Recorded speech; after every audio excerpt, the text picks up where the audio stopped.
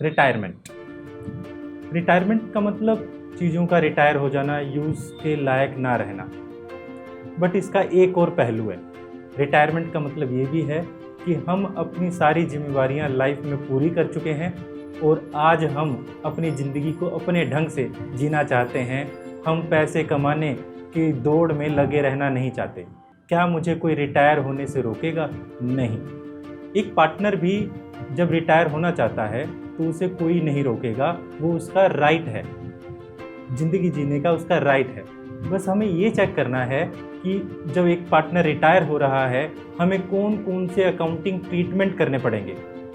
तो चलिए हम शुरू करते हैं रिटायरमेंट ऑफ अ पार्टनर। मैं हूं विकास और आप देख रहे हैं कॉमर्स फंडामेंटल।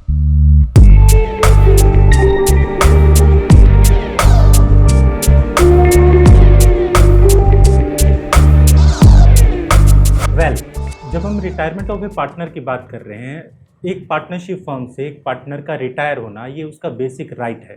इस राइट को उससे कोई नहीं ले सकता। ये बिल्कुल एडमिशन ऑफ पार्टनर की जैसा नहीं है। एडमिशन ऑफ पार्टनर में हम पुराने पार्टनर से कंसेंट लेते थे कि एक सभी पार्टनर की कंसेंट होना ज़रूरी होता था कि सभी पार्टनर राजी हैं, एग्री हैं, तब एक नया पार्टनर आएगा, अदरवाइज एक नया पार्टनर नहीं आता था। बट जब हम रिटायरमेंट की बात करते हैं, मैं अगर अपने कामों से रिटायर होना चाहता हूं, मैं अपनी जिम्मेवारियों से रिटायर होना चाहता हूं, तो सिर्फ उसमें मेरा कंसेंट होना ज़रूरी है, मेरी इच्छा होना ज़रूरी है। तो जब मैं चाहूं अपने बिजनेस से, अपनी पार्टनरशिप फर्म से रिटायर हो सकता हूं। रिटायरमेंट ऑफ अ पार्टनर का मतलब ये नहीं है कि बिजनेस खत्म हो गया है, बिजनेस बंद हो गया है। बिजनेस कंटिन्यू रहेगा। जो रिमेनिंग पार्टनर हैं वो बिजनेस को कंटिन्यू आगे भी चलाते रहेंगे, बट कुछ चेंजेस के साथ। जो एक रिटायर हुआ है पार्टनर, वो जब जाएगा, रिटायर होगा, बिजनेस से दूर होगा, तो वो दो चीज़ें अपने साथ लेकर जाएगा। जो उसने कमाया है वो पैसा मीन्स कैपिटल, और दूसरा जो इज्जत कमाई है वो, यानी कहने का मतलब गुडविल की हम वैल्यूएशन करेंगे। गुडविल और कैपिटल आफ्टर ऑल एडजस्टमेंट और गुडविल जो है वो बिजनेस से लेकर जाएगा। ये दो वो चीज़ें हैं जो जाने वाला पार्टनर लेकर जाएगा। और क्या क्या एडजस्टमेंट होंगी? एडजस्टमेंट लाइक जैसे हम नॉर्मली जब करते होते थे, क्योंकि रिटायरमेंट ऑफ पार्टनर भी एक तरह से रिकंस्टिट्यूशन ऑफ पार्टनरशिप फर्म है। इसमें एक पार्टनर के जाने की वजह से जो पुरानी कंडीशंस हैं वो चेंज हो गई हैं। इस वजह से यहाँ पर भी वही ट्रीटमेंट करेंगे, लगभग वैसा ही ट्रीटमेंट करेंगे जैसे हम change in profit sharing ratio में या फिर एडमिशन ऑफ पार्टनर में किया करते थे।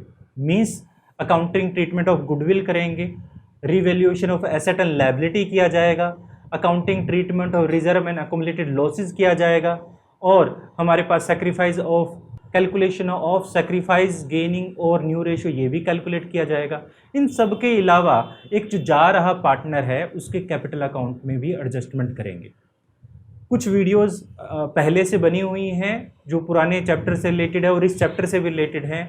उसका लिंक जो है डिस्क्रिप्शन में दिया गया है, वो लिंक को आप ओपन करें और देख लें। वो कौन कौन से लिंक है, जैसे अकाउंटिंग ट्रीटमेंट ऑफ गुडविल है, रीवैल्यूएशन अकाउंट है, जैसे वर्कमैन कंपनसेशन रिजर्व से रिलेटेड है, या फिर इन्वेस्टमेंट फ्लक्चुएशन रिजर्व से रिलेटेड है, या फिर हमारे accounting treatment of reserve and accumulated losses है। इन सब के लिंक डिस्क्रिप्शन में दिए गए हैं। तो आज का टॉपिक क्या रहेगा? जब एक पुराना पार्टनर बिजनेस से जाता है तो बिजनेस को दो बेसिक बातें पहले करनी पड़ती हैं। पहला, कैलकुलेट करना पड़ता है कि न्यू रेशो आगे फ्यूचर में जो रिमेनिंग पार्टनर रह गए हैं वो उनका न्यू रेशो क्या रहेगा, और दूसरा जो पार्टनर चला गया है वो पुराने पार्टनर को क्या देकर गया है। तो चलिए हम कुछ समझ लेते हैं अब क्या है। मान लीजिए जैसे ए, बी और सी तीन पार्टनर थे। ये तीन पार्टनर जो हैं प्रॉफिट शेयरिंग कर रहे थे किसमें? मान लीजिए 30, 30 और 40। इस तरह से टोटल जो प्रॉफिट है 100 था, और इसको ए, बी और सी 30, 30 और 40 में डिवाइड करते हैं। सी रिटायर हो जाता है। अगर सी रिटायर हो जाता है तो क्या होगा? अब जो न्यू रहेगा, सी जो है अपना प्रॉफिट, टोटल प्रॉफिट उसका कितना था? 40 था, अपना प्रॉफिट क्योंकि वो जा रहा है फ्यूचर में तो इसका कोई हिस्सा नहीं रहेगा, तो सी क्या करेगा, ए और बी को ये 20 और 20 हिस्सा अपना दे के चला जाता है। इस तरह से ए के पास 50, बी के पास भी 50 और सी के पास कुछ नहीं, तो ये इनका क्या हो जाएगा, न्यू रेशो हो जाएगा अब ए और बी का, जो अगर 50-50 को हम 1:1 लिख सकते हैं, बराबर लिख सकते हैं। इस तरह से जो एक पार्टनर रिटायर होता है तो हमें बेसिकली दो चीजें कैलकुलेट करनी होती हैं, जैसे हमने अभी कैलकुलेट किया न्यू रेशो, और दूसरा है हमारे पास गेनिंग रेशो। गेनिंग रेशो क्या है, जब एक पार्टनर जाता है तो वो अपना सारा हिस्सा सैक्रिफाइस करता है,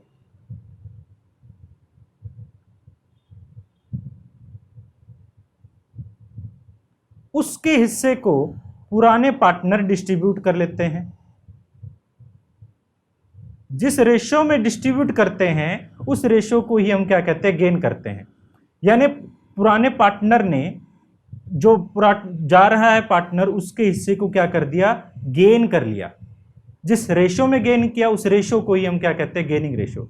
जैसे ए ने और बी ने 20% ए ने लिया और 20% बी ने लिया, तो इसको हम 1:1 कह सकते हैं। तो ए और बी का गेनिंग रेशो क्या रहेगा, बराबर रहेगा। ठीक है, तो अब कुछ क्वेश्चन भी देख लेते हैं, कुछ समझ लेते हैं। देखिए, मान लीजिए क्वेश्चन में जिस तरह से दिया गया है, क्वेश्चन काफ़ी आसान होते हैं। जब एक पार्टनर रिटायर होता है तो बड़ा ही आसान होता है, इसमें ज़्यादा कुछ नहीं है, क्योंकि अब तक हम जो एडमिशन ऑफ पार्टनर और ये भी देख चुके हैं, हम क्या कहते हैं, change in profit sharing ratio of existing partner भी देख चुके हैं। तो हमारे लिए काफ़ी आसान हो जाएगा, क्योंकि हम जानते हैं कि किस तरह से रेशो कैलकुलेट किया जाता है और स्टेटमेंट को समझना भी जानते हैं। अगर आप स्टेटमेंट को अच्छे से समझते हैं और स्टेटमेंट को अच्छे से पढ़ते हैं तो मेरे ख्याल से कभी आपको प्रॉब्लम नहीं आएगी। हमेशा याद रखें, स्टेटमेंट को अच्छे से पढ़ें और कंप्लीट पढ़ें। तो देखिए, क्वेश्चन में कहता है X Y and Z. X Y और जेड तीन पार्टनर थे, यहाँ पर मैं 3 बार लिख लेता हूँ, 3:2:1। एक्स वाई और Z, case number 1। Case number 2 3:2:1 और केस नंबर 3 3:2:1। अब क्या होता है, फर्स्ट केस में कहता है एक्स रिटायर यानी ये रिटायर हो चुका है, तो y और z का न्यू रेशो क्या रहेगा, 2:1 रहेगा। सेकंड केस में कहता है y रिटायर, तो y रिटायर हो जाए तो x और y का जो x और z का न्यू रेशो 3:1 रहेगा। अगर z रिटायर हो जाए तो x और y का न्यू रेशो जो है वो 3:2 रहेगा। जब एक पार्टनर जा रहा है तो ऐसा इस वजह से होता है क्योंकि एक जो पार्टनर जा रहा है, यहाँ पर क्वेश्चन में ये बताया नहीं गया कि जो पुराना जाने वाले पार्टनर का हिस्सा ओल्ड पार्टनर किस रेशियो में डिस्ट्रीब्यूट करेंगे। तो हम ये मानेंगे कि वो जाने वाले पार्टनर का जो भी हिस्सा होगा उसे जो रिमेनिंग पार्टनर है उसके अपने ओल्ड रेशियो में ही डिस्ट्रीब्यूट कर लेंगे। तो यहाँ पर एक ट्रिक और निकल कर आती है। क्या ट्रिक निकल कर आती है, जब एक पुराना पार्टनर जाएगा तो जाने वाले पार्टनर के बारे में अगर कुछ भी और कंडीशन नहीं बताई गई है तो जो बच जाएंगे वही रेशो क्या हो जाएगा, न्यू रेशो हो जाएगा, और वही रेशो क्या हो जाएगा, गेनिंग रेशो भी हो जाएगा। यानी इस केस में गेनिंग रेशो और न्यू रेशो हमारे बराबर होंगे। तो ये यानी कहने का मतलब यही रेशो क्या हो जाता है, यही रेशो न्यू रेशो हो जाता है और यही रेशो गेनिंग रेशो भी हो जाता है सभी केसेस में। बड़ा ही आसान था। ठीक है, ऐसा क्यों हुआ, क्योंकि क्वेश्चन में और कुछ नहीं बताया गया। अगर क्वेश्चन में बताया जाता, क्वेश्चन में बताया जाता, स्टेटमेंट में क्लियर कट बताया जाता कि जो पार्टनर जा रहा है उसके हिस्से को किसी स्पेसिफिक रेशियो में पुराने पार्टनर को दिया जाएगा, तो हम कैसे कैलकुलेट करते हैं। देखिए नेक्स्ट क्वेश्चन में, देखिए मान लीजिए क्वेश्चन में हमें यहाँ पर बताया गया जाता है A B and C are partner हैं जो 5, 4 और 3 में डिस्ट्रीब्यूट करते हैं। 5:4:3 में 5/12, 4/12 और 3/12 इनका ए बी और सी का हिस्सा था। ये कहता है कि हमारे पास बी रिटायर हो जाता है, बी रिटायर हो जाता है। और बी शेयर कितना है, बी के पास 4/12 शेयर है। अगर कुछ आगे कुछ ना कहता, यानी एंड से पहले अगर कुछ ना कहता, तो हमारे पास ए और सी का रेशियो 5:3 हो जाता। बट यहां पर यह बता दिया गया कि जो सी जा रहा है, बी जा रहा है, उसके प्रॉफिट को ए और सी बराबर बराबर डिस्ट्रीब्यूट कर रहे हैं। उसका प्रॉफिट कितना था, 4/12 था। अब 4/12 को, यानी 4/12 का हाफ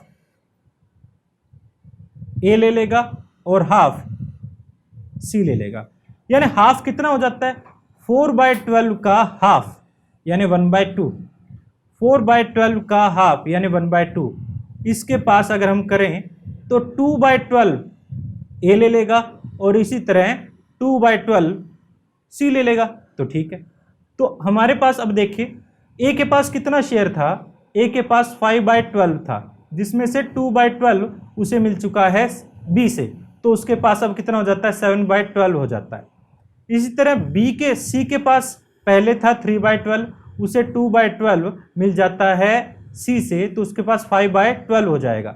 अब न्यू रेशो देखें, न्यू रेशो देखें ए और सी के बीच में कितना बन जाता है, कैलकुलेट न्यू रेशो। हमें न्यू रेशो कैलकुलेट करना था, तो 7:5 जो है ये न्यू रेशो बन जाता है पार्टनर्स के बीच में। इस तरह से बड़ी आसानी से आप न्यू रेशो कैलकुलेट कर लेंगे, थोड़ा और प्रैक्टिस करेंगे। और हाँ, अकाउंट बिना प्रैक्टिस के कुछ नहीं होता, ये गाने जितना आसान है, मैं पहले वीडियो में बोल चुका हूँ, वो वीडियोस देख लेना। तो देखिए अब एक और क्वेश्चन हम कर लेते हैं। इस क्वेश्चन में हमें क्या दिया गया है, देखिए अब यहां पर इक्वल की बजाय हमें एक रेशो, पर्टिकुलर रेशो दे दिया गया, जैसे हमने प्रीवियस क्वेश्चन में किया। इस क्वेश्चन में तो हमने ये किया था कि रेशो जो है वो बराबर बराबर में बांट देता है। अब बराबर में बांटने के बजाय अभी किसी स्पेसिफिक रेशो में दे दे तो कोई प्रॉब्लम नहीं है। सेम हम यहां पर देखिए, जैसे हमने कहा ए, बी और सी तीन पार्टनर थे जो 5:4:3 में, यानी 5/12, 4/12 और 3/12 रेशो था। अब यहां सी रिटायर होता है, सीज शेयर हमें पता है, सी के पास कितना शेयर था, 3/12 शेयर था। अब वो अपने शेयर को ए और बी को देता है, किस रेशियो में देता है, 3:2 में देता है, यानी 3/5 दे देगा ए को और 2/5 दे देगा बी को। तो 3/12 का 3/5 देखें और इसी तरह 3/12 का 2/5 देखें, तो 3/12 का 3/5 देखें तो कितना हो जाता है हमारे पास, ये हम कर लेते हैं 9/60, यहां पर भी 6/60, ठीक है। तो अब ए के पास ऑलरेडी कितना है, ए के पास ऑलरेडी 5/12 है, हम ऐड कर लेते हैं जो उसे मिला है, सी से मिला है, सी से कितना मिला है, सी से उसे मिला है 9/60। एलसीएम करें, एलसीएम कर लेते हैं, यहां पर 60 आ जाएगा, तो ये 34 हो जाता है। और इसी तरह बी के पास पहले 4/12 था, उसे और कितना शेयर मिल चुका है, 6/60 मिल चुका है, तो इसका भी एलसीएम करें तो ये हमारे पास 26 हो जाता है। इस तरह से ए और सी का, A and B new ratio हमारे पास आ जाएगा क्या, 34:26। इसी को आप थोड़ा छोटा करके 17:3 भी लिख सकते हैं। एक क्वेश्चन और देख लेते हैं जिससे कॉन्सेप्ट की थोड़ी सी और क्लैरिटी आ जाएगी। देखिए, P and Q R partner sharing profit 5, 3 and 2, ठीक है। 5, 3, 2 में प्रॉफिट शेयरिंग कर रहे हैं पी, क्यू एंड आर, ठीक है। तो P, Q and R profit sharing कर रहे हैं 5:3:2, टोटल 10 हो जाता है, तो 10 से हम डिवाइड कर लेते हैं। R retire and his share is entirely taken by P.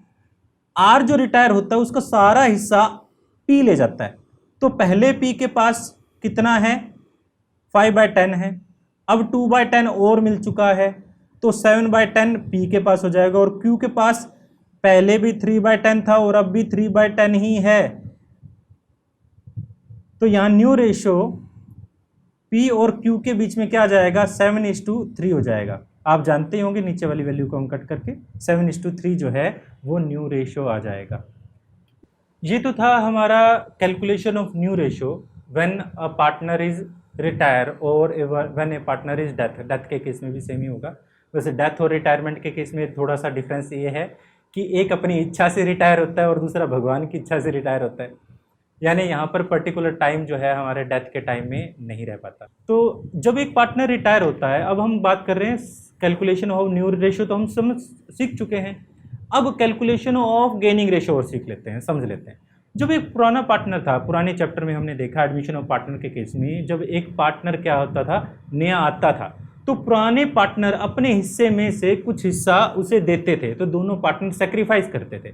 इस केस में हम सेक्रीफाइस रेशो कैलकुलेट करते थे। बट अब क्या हो रहा है, अब एक पार्टनर जा रहा है तो उसके हिस्से को हम अपने आप, जो ओल्ड पार्टनर है वो डिस्ट्रीब्यूट करेंगे। इस वजह से यहाँ पर क्या हो जाएगा, गेनिंग, क्योंकि ओल्ड पार्टनर जो गेन कर रहे हैं, रिमेनिंग पार्टनर गेन कर रहे हैं, इस वजह से गेनिंग रेशो कैलकुलेट करेंगे। ठीक है, अब गेनिंग रेशो में नाम से पता चल रहा है गेन, यानी हमने पहले से ज्यादा कुछ गेन किया है। कितना गेन किया है, कैसे पता चले, जो पुराने, मान लीजिए मेरे पास पहले 10 रुपए थे और अब 20 रुपए हैं या फिर 15 रुपए हैं, तो मैंने कितना गेन किया, 5 रुपए गेन किया। कैसे पता चला, बहुत ही आसान है। हमने क्या करें, जो हम मेरा नया शेयर है उसमें से ओल्ड शेयर को लेस कर दें। मेरा नया शेयर कितना है, 15, और ओल्ड शेयर कितना था, 10। तो ओल्ड जो हमारा न्यू रेशो है उसमें जब ओल्ड रेशो को लेस करेंगे तो हमारे पास क्या आ जाएगा, गेनिंग रेशो आ जाएगा। सिमिलरली इसी तरह से पार्टनर रिटायर होता है तो हम गेनिंग रेशो कैलकुलेट करते हैं, और गेनिंग रेशो कैलकुलेट करने के लिए हम क्या करें, न्यू रेशो में से ओल्ड रेशो लेस कर देते हैं। ये तो बात हुई ठीक, यहां तक तो कोई प्रॉब्लम नहीं आई। अगर हमें गेनिंग रेशो कैलकुलेट करना है तो हम न्यू रेशो में से ओल्ड रेशो लेस कर दें तो हमारे पास गेनिंग रेशो आ जाएगा, कोई डाउट नहीं, कोई प्रॉब्लम नहीं।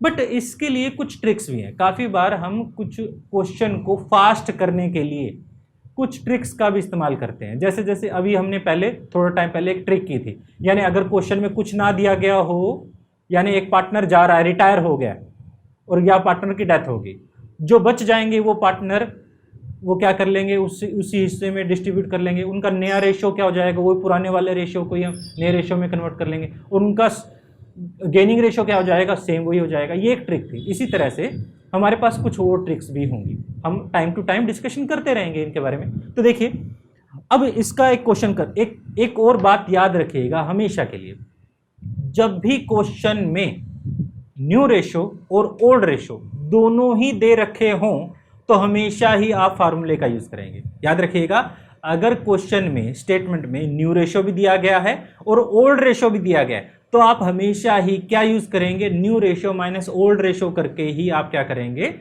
कैलकुलेट करेंगे गेनिंग रेशो। बट अगर किसी पार्टनर का ओल्ड रेशो ज्यादा था तो उल्टा हो जाएगा, रिवर्स हो जाएगा, वो सैक्रिफाइस कर रहा है, यानी नेगेटिव आंसर आएगा, उसी को हम क्या कह देंगे, सैक्रिफाइस करेंगे। जिस तरह से यहां पर अगर ये पॉजिटिव आंसर आए तो ये क्या है, गेनिंग है। अगर ये नेगेटिव आंसर आए तो ये क्या कर रहा है, सैक्रिफाइस कर रहा है। ठीक है, तो जिस तरह से हमें क्वेश्चन में, यहां पर एक क्वेश्चन लिया गया है और इस क्वेश्चन में हमें साफ क्लियर कट बताता है कि ए और B, A B C are partner थे जिनका ओल्ड रेशो 4, 3 एंड 2 था। ठीक है, 4, 3, 2 इनका ओल्ड रेशो दिया गया। बी रिटायर हो रहा है। ए और सी डिसाइड करते हैं उनका फ्यूचर प्रॉफिट 5:4 है। तो यहां पर ओल्ड रेशो भी गिवन है और न्यू रेशो भी गिवन है। ऐसे में हमेशा फार्मूला लगाए गेनिंग रेशो का, जिसमें न्यू रेशो में से हम ओल्ड रेशो को लेस करेंगे। जो पार्टनर जा रहा है उसको तो छोड़ दें, यानी इसको, जो न्यू रेशो क्या है 5/9, जो अगर हम ए की बात करें, और ओल्ड रेशो क्या था 4/9। ठीक है, तो इसमें एलसीएम हमारा 9 ही हो जाएगा। 5 - 4 करें तो 1/9। पॉजिटिव आंसर है तो ये क्या कर रहा है, गेन कर रहा है। इसी तरह सी की बात करते हैं। सी क्या है, सी के पास 4/9 है। पहले कितना था, सी के पास 2/9 हुआ करता था। एलसीएम लें 9, 4 - 2, तो यहाँ पर 2/9 ये गेन कर रहा है। इस तरह से ए और सी जिस रेशो में गेन कर रहे हैं 1/9 और 2/9 जिस रेशो में गेन कर रहे हैं उसी को हम क्या कर देंगे, कह देंगे गेनिंग रेशो कह देंगे। बड़ा ही आसान है, बहुत ही ज़्यादा आसान। तो आगे देखिए, आगे इसी से रिलेटेड थोड़ा जो ट्रिक करने वाला था, ट्रिक का भी देख लेते हैं। जैसे क्वेश्चन में हमें बोला गया, कहता है A B and C were partner in a firm sharing profit. अब देखिए सबसे पहले याद रखिएगा हमेशा इनको बराबर कर लीजिए। यहां पर क्वेश्चन में 3/8, 1/2 और 1/8 दिया गया है। इसको सबसे आसान तरीका है, आप डिनोमिनेटर को बराबर कर लें। डिनोमिनेटर यहाँ 8 है, यहां पर भी 8 है। ये 8 कैसे बराबर होगा, 4 को मल्टीप्लाई और 4 से डिवाइड कर दें तो 3/8, 4/8 एंड 1/8। अब डिनोमिनेटर एक जैसा हो गया तो डिनोमिनेटर को आप कट कर लीजिए। तो आपका ओल्ड रेशो एक्चुअल में क्या था, 3:4:1 था। ठीक है, ए रिटायर हो जाता है। And surrender 2/3 in favour of B, यानी ए ने अपने हिस्से का 2/3 किसके फेवर में दे दिया, बी के हिस्से में दे दिया।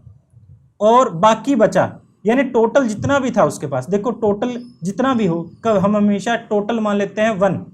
अगर इस 1 में से 2/3 उसने दे दिया है तो बचा कितना, 1/3। 1 - 2/3 करें तो एलसीएम करने के बाद यहां पर क्या हो जाएगा, 3 - 2/3 तो 1/3। तो कहने का मतलब जो इसका टोटल शेयर था उसमें से 2/3 इसने बी को दिया और 1/3 इसने सी को दिया। ठीक है, अब जिस रेशो में ये अपना डिस्ट्रीब्यूट कर रहे हैं इसी को हम डायरेक्ट क्या कह सकते हैं, गेनिंग रेशो। तो अगर क्वेश्चन में कुछ ना दिया गया होता तो हम 2 और 1, 2/3 सी बी ले रहा है और रिमेनिंग कौन ले रहा है, सी। तो रिमेनिंग कितना है, 2/3 और 1/3। तो गेनिंग रेशो हमारा क्या हो जाता है, 2:1। अगर क्वेश्चन में सिर्फ इतना ही पूछा जाता तो। बट न्यू रेशो कैलकुलेट करने के लिए हम क्या करते हैं, अब उसने अपने हिस्से का, उसके पास कितना था, 3/8 था। उसने 3/8 में से 2/3 किसको दिया है, उसने दिया है बी को। ठीक है, तो टोटल कितना हो जाएगा, 2/8 ही कर सकते हैं इससे कट करके। इसी तरह है उसने सी को कितना दिया, 3/8 में से 1/3 दिया है तो 1/8 उसने दिया है सी को। तो बी के पास पहले शेयर कितना था, बी के पास पहले शेयर था 4/8 और इस तरह से सी के पास पहले शेयर कितना था, 1/8। अब उसे कितने मिला है, बी को मिल गया 2/8 और इसे मिला है 1/8, तो 6/8 और 2/8। तो यहां पर 6:2 जो है, 6:2 को आप क्या कह सकते हो, 3:1। तो ये इसका क्या हो जाएगा, न्यू रेशो हो जाएगा। ठीक है, और क्योंकि क्वेश्चन में हमें बताया ही गया है तो 2:1 इनका क्या हो जाएगा, गेनिंग रेशो हो जाएगा।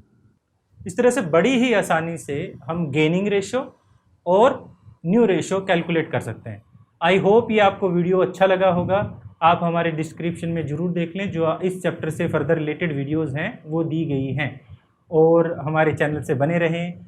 वीडियो अगर पसंद आए तो इसे लाइक करें, चैनल को सब्सक्राइब करें और वीडियो को शेयर करें, जिससे और स्टूडेंट्स भी इसका फ़ायदा उठा सकें।